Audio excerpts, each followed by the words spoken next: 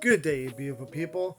Oh boy, did Kevin Russell not have a good time yesterday when he was called out by the councillors for not bringing anything useful to the table regarding the budget hearing. For those who don't know Kevin, he's the executive director and secretary of the Landlord Association of Nova Scotia. This should tell you exactly where his interests lie. He came to his budget hearing with one goal: to focus on his Stop the Property Tax Hike campaign, where Halifax had proposed the idea of giving a property tax increase of 10.9%. Now, this was basically the nuclear option since they needed to make up $40 million. Now, that proposal was basically the nuclear option since they need to find about $40.7 million in savings within the budget. Hence the public meeting for people's input. Now, while Kevin did read some messages he supposedly got from people who signed up for his campaign regarding the hike, he did focus his attention on some councillors who attacked the credibility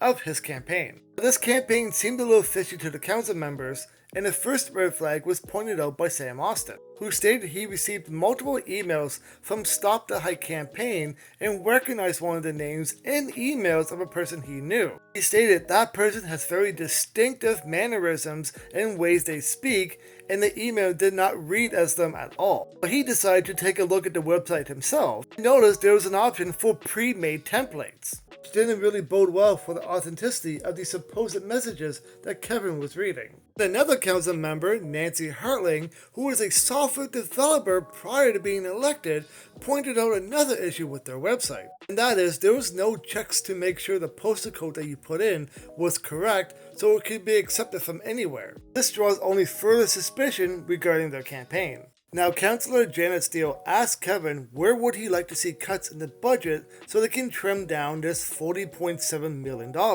especially where it won't take away from mandatory services. This really shows that Kevin, who's supposed to be all about the numbers, brought nothing to the table that's constructive, as he had no answer for this.